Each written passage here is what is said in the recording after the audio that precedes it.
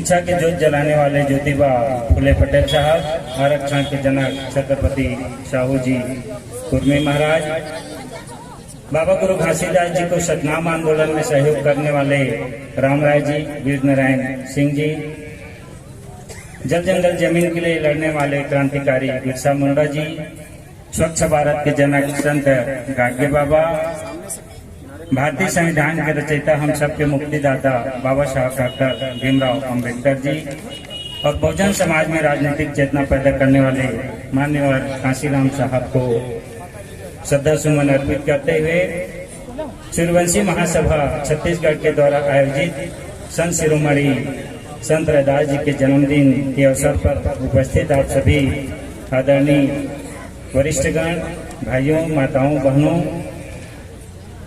साथ ही इस कार्यक्रम के आयोजक समिति के संस्थापक अध्यक्ष सम्मानीय हीरालाल सूर्यवंशी साहब एवं उनके टीम के सभी साथीगण, मेरे साथ चल के आए बहुजन नेत्री, छत्तीसगढ़ में बहुजन विचारधारा को जन जन तक फैलाने वाली सम्मानीय अमृता मिलन जी, सम्मानीय भूपेंद्र कौर साहब, सम्मानीय पुरुषोत्तम कर्ष साहब, आप सभी को सादर जय जय। साथियों, आज हम लोग संत रैदास जी के जन्म दिवस को समापन के अवसर पर यहाँ मनाने के लिए इकट्ठा हुए हैं। इस पूरे महीने भर पूरे सरगुजा क्षेत्र में संत रैदास जी का जन्मदिन आप हम सब मिलकर गांव-गांव जाकर मनाने का काम किए हैं। उसी का नतीजा है कि आज यहाँ पर हजारों की संख्या में आप सब उपस्थित हुए हैं। इसके लिए मैं पूरी टीम को बधाई देता हूँ। साथियों, हमारा ये जो आंदोलन है संतों गुरु महापुरुषों का आंदोलन रहा है और हमारा गौरवशाली इतिहास रहा है। यदि हम अपने संतों गुरु महापुरुषों के वाणी में जाएं, जिसमें महामानव गौतम बुद्ध जी, उसके बाद संत माता कर्मा जी, संत कबीर साहब और संत रविदास साहब, तो इन्होंने जो बोले तो क्यों बोले? सवाल यह है कि इन्होंने जो बात कहे किस बात को काटने के लिए बोले। हमको और आपको इसी बात का विश्लेषण करना है। यदि संत रैदास जी कहते हैं कि चाहूं ऐसा राज मैं मिले सबन कौन, तो ऐसा उन्होंने क्यों बोला? नरपत एक सिंहासन सोया सपने भया भिखारी, ऐसा उन्होंने क्यों बोला? तो ये बोलने के पीछे कारण क्या था? और आज हम लोग जो जयंती मना रहे हैं इसके कारण क्या है? तो सबके अपने अपने कारण हैं। तो हमारे संतों गुरु महापुरुषों का जो गौरवशाली इतिहास रहा है उसमें हमारे भारत के अद्वितीय मौर्य शासन काल, जिसमें चक्रवर्ती सम्राट चंद्रगुप्त, यहाँ से हमारा गौरवशाली इतिहास प्रारंभ होता है 323 से 299 ईसा पूर्व पर। उसके बाद सम्राट बिंदुसार 299 से 274 ईसा पूर्व। उसके बाद प्रियदर्शी सम्राट अशोक महान। भारत में सम्राट अशोक ने लोगों में सोचने समझने की जो हुनर है, क्षमता है, उसको डेवलप किया। सम्राट अशोक के जमाने में ही यह देश सोने का चिड़िया बना था और सोने का चिड़िया कहाने लगा था। सम्राट अशोक ने हमारे सोचने समझने की शक्ति, जो स्किल है, हुनर है, उसको डेवलप किए। मतलब हर कोई हमारे समाज में सोचने समझने लायक हो गया। हर कोई अपने अच्छे और बुरे को सोचने समझने लायक हो गए थे। इसीलिए उस समय कोई भी अन्याय और अत्याचार नहीं होता था, गलत काम नहीं होता था। तब यह देश सोने का चिड़िया कहलाता। अर्थात सोचने समझने की जो क्षमता है हमारे समाज में डेवलप हुआ, तब यह देश सोने का चिड़िया कहलाता। लेकिन आज 2023 में इस देश में 84 करोड़ लोग बीपीएल सूची में हैं। मतलब 1 रुपया 2 रुपये किलो चावल खाने के लिए मजबूर हैं। अर्थात वो जो सोने का चिड़िया था, वो जो सोचने समझने वाले लोग थे हमारे समाज के, और आज 2023 में 84 करोड़ लोग इस देश के 130 करोड़ की आबादी में 84 करोड़ लोग बीपीएल और एपीएल का चावल 1 रुपया 2 रुपया खाने के लिए मजबूर है। मतलब हमारा समाज सोचने समझने की स्किल से लेके आज कहाँ गर्त में आ गया, और इसके लिए जिम्मेवार कौन है? हमारे संतों गुरु महापुरुषों ने इसी बात को कटाक्ष किया। ये जो गौरवशाली इतिहास है, जिसमें सम्राट अशोक ने हमारे थिंकिंग स्किल, सोचने समझने की स्किल को डेवलप की, दूसरा पॉजिटिव स्किल, मतलब सकारात्मक सोच को उन्होंने विकसित किया। तीसरा उन्होंने स्पीकिंग स्किल, बोलने, भाषण देने, लोगों को समझाने की जो हुनर है उस चीज को उन्होंने डेवलप किया। चौथा उन्होंने लीडरशिप, नेतृत्व करने की क्षमता को उन्होंने डेवलप किया। पांचवा रिस्पॉन्सिबिलिटी स्किल, जिम्मेवारी लेने की जो क्षमता है उसको सम्राट अशोक ने डेवलप किया। छठवां कोऑपरेशन स्किल, आपस में सहयोग करने की भावना, सहयोग की भावना को उन्होंने डेवलप किया। पांचवा क्रिएटिविटी, सृजन करने की क्षमता, सृजनात्मक क्षमता को सम्राट अशोक ने हमारे डेवलप किया। तीसरा इफेक्टिव कम्युनिकेशन स्किल, आपस में एक दूसरे से जुड़े रहने का जो स्किल है, हुनर है, उसको सम्राट अशोक ने हमारे डेवलप करने का काम किया। और उसके बाद टीम वर्क, आपस में मिलजुल के काम करने की जो सोच है, हुनर है, क्षमता है, उसको उन्होंने डेवलप किया। उसके बाद वर्किंग स्किल, काम करने की क्षमता, हमें कैसे काम करना चाहिए, इस हुनर को सम्राट अशोक ने डेवलप किया। और प्रॉब्लम सॉल्विंग, यदि कोई समस्या आता है तो उस समस्या का हल हमें कैसे निकालना है, यह हुनर को भी सम्राट अशोक ने डेवलप किया। और अंत में राइटिंग स्किल, लिखने की जो क्षमता और कला है, सम्राट अशोक ने इस बात को डेवलप किया। और लिखने की क्षमता को डेवलप करने के बाद समाज से 84,000 स्तूपों में 84,000 स्तूप को बनवाकर लोहे की कलम से गौतम बुद्ध के विचारधारा को लिखवाने का काम किया। राइटिंग स्किल को उन्होंने डेवलप किया। साथ ही इतना करने के बाद सम्राट अशोक ने इन हुनरों को विकसित किए, तब जाकर यह देश सोने के चिड़िया कहलाया। और उसी सोने की चिड़िया में गाना बना कि जहाँ जहाँ डाल डाल पे सोने की चिड़िया करती हो बसेरा, वो भारत देश है। साथियों, कब यह सम्राट अशोक ने इतने हुनरों को डेवलप किया, तब जाके सोने का चिड़िया यह देश बना। तब जाके इस देश में जहाँ डाल डाल पे सोने की चिड़िया करती हो बसेरा, वह भारत देश है, मेरा ये गाना बनने का। साथियों, आज हमारा समाज कहाँ है? हमारे वो 13-14 स्किल हुनर आज कहाँ गए? तो साथियों, ये जो हमारे हुनर हैं, सम्राट अशोक के बाद सम्राट कुणाल है, सम्राट दशरथ है, सम्राट संपति, सम्राट शालिशु, सम्राट देवा वर्मा, सम्राट सद्धन्वा और अंत में सम्राट बृहद्रथ मौर्य।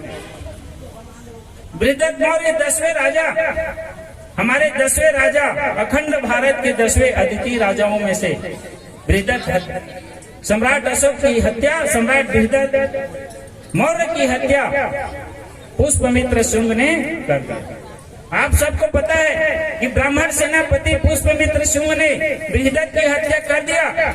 और हत्या करने के बाद वह सोचा कि यह देश जो सोने का चिड़िया बना था, और सोने की चिड़िया बनने के जो 14-15 कारण थे, जो स्किल थे, उन स्किलों पे प्रतिबंध लगाया जाए, लिखने पढ़ने पे प्रतिबंध लगाया जाए। प्रथम काम उन्होंने मनुस्मृति की रचना करवाया और बोला कि लिखने पढ़ने में मना किया जाए। और साथियों, लिखने पढ़ने के पहले उन्होंने क्या किया? जन्म के प्रकार बताए, संस्कृत में मनुस्मृति की रचना करवाए।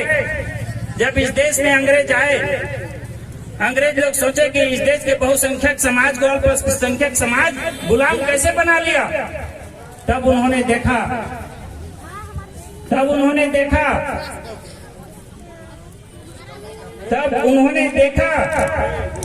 कि इस देश में मनुस्मृति नामक एक किताब है।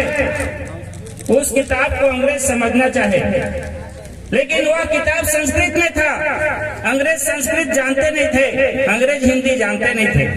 अंग्रेज लोग उस किताब को अंग्रेजी में ट्रांसलेट कराया। उस किताब का नाम जेंटू लॉ, गूगल में सर्च कर लीजिए। मनुस्मृति का अंग्रेजी नाम जेंटूस लॉ। अंग्रेजी में ट्रांसलेट कराने के बाद अंग्रेजों को समझ आया कि इस देश के बहुसंख्यकों को तो गुलाम बनाने के इसमें तरीके लिखे हैं। उन तरीकों के माध्यम से इस देश के लोगों को गुलाम बनाया गया। और जब उन्होंने उस किताब को पढ़ा तो उसमें पाया कि लोका नाम तू विद्यस्तः मुख बाहु रूपादतः ब्राह्मणं क्षत्रियं वैश्यं शूद्रं च निर्वर्तः। उसमें लिखा है कि ब्राह्मण ब्रह्मा के मुख से पैदा हुआ है, क्षत्रिय ब्रह्मा के बाजू से पैदा हुआ है, वैश्य ब्रह्मा के पेट से पैदा हुआ है और शूद्र पैर से पैदा हुआ है। इसलिए पुष्प मित्र शुंग ने इस मनुस्मृति में लिखवाया कि ब्राह्मण को ही पढ़ने और पढ़ाने का अधिकार है। साथियों, हम किसी जाति और धर्म का विरोध करने के लिए इकट्ठा नहीं हुए हैं, किसी के पक्ष और विपक्ष में बोलने के लिए इकट्ठा नहीं हुए हैं, ये बात आप ध्यान रखिएगा। उनको अधिकार दिया जो हमारे स्किल थे पढ़ने लिखने के, उन अधिकारों को उनके दिया कि पढ़ने और पढ़ाने का अधिकार सिर्फ ब्राह्मणों को होगा, शस्त्र धारण करने के अधिकार सिर्फ क्षत्रियों को होगा, व्यापार करने के अधिकार सिर्फ बनियाओं को होगा, और शूद्रों को सिर्फ और सिर्फ ऊपर के तीनों वर्णों को सेवा करने का काम होगा। ऐसा उन्होंने लिखा। अंग्रेजों को भी ये बात समझ आया। ते तीनों काम उनका, सेवा करने का काम हमारा। और यह मनुस्मृति के अध्याय प्रथम अध्याय की श्लोक नंबर 31 में लिखा है। अमेज़न से मनुस्मृति का किताब मंगाइए, 400 रुपए का किताब है। प्रथम अध्याय के श्लोक नंबर 31 में यह संस्कृत में श्लोक लिखा हुआ है, आप पढ़िए। यह व्यवस्था ही अगड़े पिछड़े ऊंच नीच निम्न वर्ग जाति व्यवस्था का जननी है। इस व्यवस्था के माध्यम से हमें संस्कारहीन बनाया गया, और जो संस्कारहीन थे उनको संस्कारित बनाया गया। हमें नीचे पायदान में दबाया गया, छुआछूत भेदभाव के दलदल में हमें धकेला गया, गंदे गंदे कामों को करने के लिए मजबूर किया गया। यह मनुस्मृति की रचना के कारण ऐसा हुआ। साथियों, दूसरा बोलता है ब्राह्मणो वैश्य मुख्यमासी बाहु राजन्य कृतः उग्र तदस्य देश्य पद्मामान शूद्रो जायत। ऋग्वेद मंडल 12 पुरुष सूत्र मंडल 1 सूत्र नंबर 90 में ऐसा लिखता है, आप पढ़िए। बाबा साहब अम्बेडकर ने पढ़े। ऐसा लिखने के बाद अर्थात ईश्वर के मुख से ब्रह्मा, भुजाओं से क्षत्रिय, उदर से वैश्य तथा उसके पैर से शूद्र जन्मा। गीता में भी श्री कृष्ण ने कहा है चतुर्ण वर्णम मया कृता गुण कर्म स्वभावस्य च। उन्होंने कहा अर्थात चतुर्ण वर्ण मेरे द्वारा गुण कर्म स्वभाव अनुसार पैदा किया गया है, ऐसा कृष्ण भगवान बोलते हैं। मतलब हमें निम्न जाति पैदा किया। हमारे लोग आज भी काल्पनिक देवी देवता, वेद, रामायण, पुराण के पीछे पड़े हुए हैं। हमारा समाज लात खा रहा है मंदिरों में जा जाके, फिर भी सुधरने का नाम नहीं ले रहा। अभी कल परसों के पेपर में आया था, एक महिला को उसके बच्चे के साथ मंदिर में प्रवेश करते वहां के पंडित पुजारी लोग पटक पटक के मारे थे। हमारे समाज को मंदिर में जाने का अधिकार आज भी नहीं है। क्यों जाते हैं आप लोग? क्यों मार खाकर समाज को बदनाम करते हैं? मंदिर में आप जाते हैं, समाज बदनाम होता है। साथियों, हमें ऐसी जगह नहीं जानी चाहिए, लेकिन ऐसा हो रहा है। साथियों, अगले लिखते हैं हमारे लिए संस्कृत में, एक मेव तु शूद्रस्य प्रभु कर्म समाधि सतः एतेषा में वर्णा नाम शुश्रूषा मानुषूयः। मनुस्मृति प्रथम अध्याय श्लोक नंबर 91। इस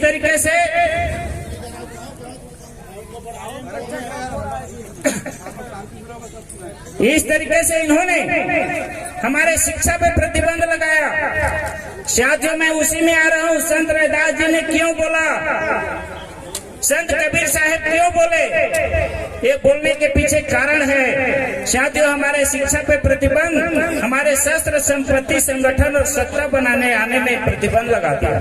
साथियों, ऐसा प्रतिबंध, और हमारे बैठने पे प्रतिबंध। जो आप यहाँ कुर्सी में बैठे हैं, इस बैठने में भी प्रतिबंध इन्होंने उस मनुस्मृति में लगाया और लिखा सहसा नाम भी प्रेष्यते हु कटच्चा कृतांगटो निर्वास्य स्पीचम वायस्य करियते।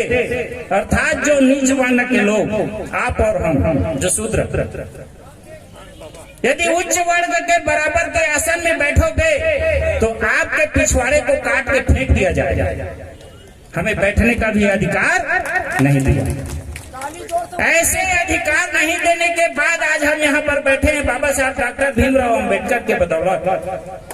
यदि बाबा साहब अंबेडकर नहीं होते, समता स्वतंत्रता बंधुत्व का भाव उन्होंने नहीं लिखा रहता, समता का अधिकार यदि हमारे और आपके लिए भारत के संविधान में नहीं लिखते, तो आज भी हम यहाँ पर बैठे हुए नजर नहीं आते। इस तरीके से प्रतिबंध लगाया। मनुस्मृति अध्याय 8 श्लोक नंबर 281 आप पढ़िए।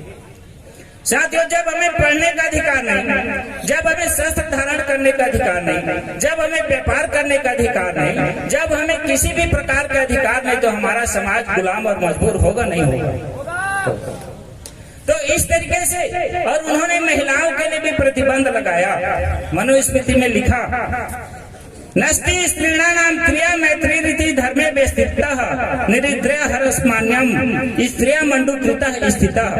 अर्थात धर्म में व्यवस्था है कि महिलाओं को पढ़ने लिखने का भी अधिकार नहीं है, झूठ में ही उनका जीवन बीतना चाहिए। ये महिलाओं के लिए भी लिखा। जिसने लिखा उसी का पूजा पाठ आज हमारी बहन बेटियां करती हैं, हमारी माताएं करती हैं।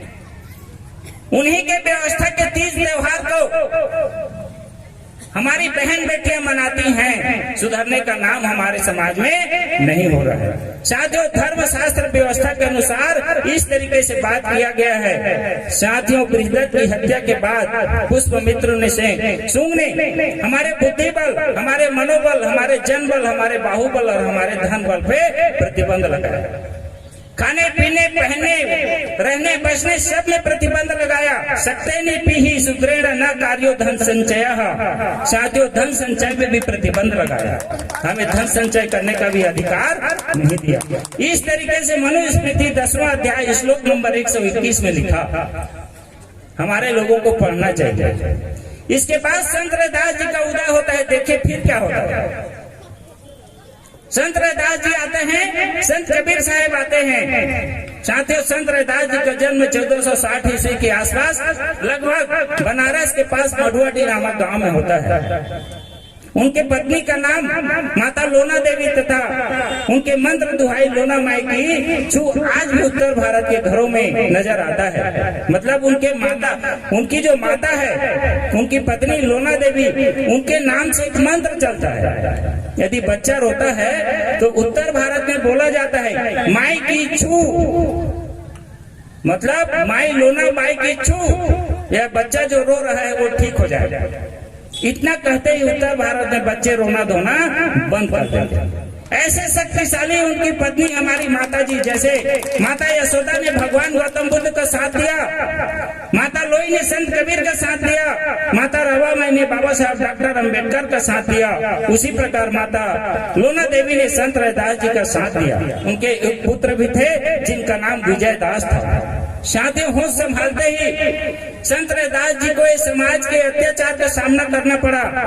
एक गैर बराबरी, भेदभाव, छुआछूत, ऊंच नीच का सामना संत रैदास जी को भी करना पड़ा। जब वो बड़े हुए, सोचने समझने लायक हुए, तब उनको समझ आया कि हमारे साथ जो व्यवस्था बनी हुई है, हम जिस बात का शिकार हो रहे हैं, उस बात के लिए यदि कोई जिम्मेवार है तो ये धर्म ग्रंथ है।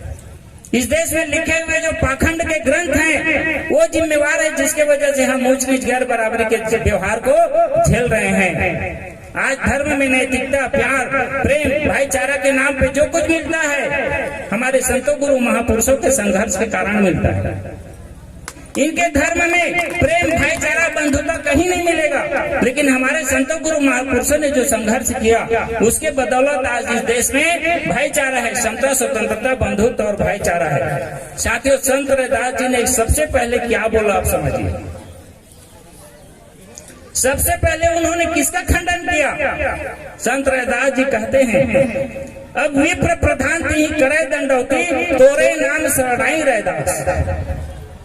जब संत रैदास जी का धर्म के पक्ष में जब चर्चा परिचर्चा होता है, धर्मास्त्र होता है एक शंकराचार्य से, तो शंकराचार्य हार जाता है। और हारने के बाद संत रैदास जी का दंडवत प्रणाम करता है कि संत रैदास जी मैं आपसे हार गया। तब संत रैदास जी कहते हैं, अब विप्र प्रधान ही करे दंडौती। ये विप्र लोग अब संत रैदास जी के दंडौती कर रहे हैं, मतलब पैर पकड़ रहे हैं। समाज को समझाने के लिए बोला, हम उस महान महापुरुष के वंशज हैं जिनके पैर विप्र लोग पड़े थे। आपको पढ़ना चाहिए, किताबों को, शास्त्रों को पढ़ना चाहिए। अब विप्र प्रधान ही करे दंडौती, तोरे नाम शरणाई रैदास। संत रैदास जी के पैर को दंडवत प्रमाण शंकराचार्य किया था और मैं हार गया बोला था। हम उस महापुरुष के वंशज हैं। आगे संत रैदास जी कहते हैं, संत रैदास जी के साथ साथ संत कबीर आ जाते हैं और संत कबीर कहते हैं जन्म के प्रकार को। जो मुख बाहु भुजा से पैदा हुए तो संत रैदास जी उसी का जवाब देते हुए कहते हैं, एक बूंद एक मलमूत्र एक चामे कूदा, एक ज्योति से सब अपना कौन बामन कौन सुधा। तुम ये क्या कहते हो बोलते? अरे एक बूंद से एक ज्योति से एक मलमूत्र सब एक प्रकार से हम लोग जन्म लिए हैं तो कौन बामन कौन सुधा। लेकिन तुम अपने मनुस्मृति में कहते हो कि मुंह से फलाना पैदा हुआ है, भुजा से ये पैदा हुआ है, पेट से ये पैदा हुआ है, पैर से ये पैदा हुआ है। उसी के जवाब में संत कबीर ने ऐसा कहा। साथियों समझना चाहिए कि संत कबीर ने ऐसा कहाँ पर कहा। तो इसी बात का जवाब ले और वो आगे कहते हैं कि तू जो बामन ब्राह्मणी जाया आन बाट क्यों नहीं आया? तुम दूसरे रास्ते से क्यों नहीं आए भाई? तुम ही उस रास्ते से आए हो जिस रास्ते से हम आए हैं, तो तुम बड़े हम छोटे कैसे हो सकते हैं? संत रैदास जी ने देखिए कहाँ पर को टारगेट किया, वो मनुस्मृति पुष्पमित्र सूंग को। पुष्पमित्र सूंग के उस मनुस्मृति को जवाब देते हैं संत कबीर साहब, अर्थात अपने आप को ब्राह्मण होने पर गर्व करने वालों जरा यह तो बताओ, जो तुम अपने आप को महान कहते हो फिर तुम किसी अन्य रास्ते से क्यों नहीं आए? ऐसा कहते हैं। साथियों संत रैदास जी कबीर साहब के साथ साथ कहते हैं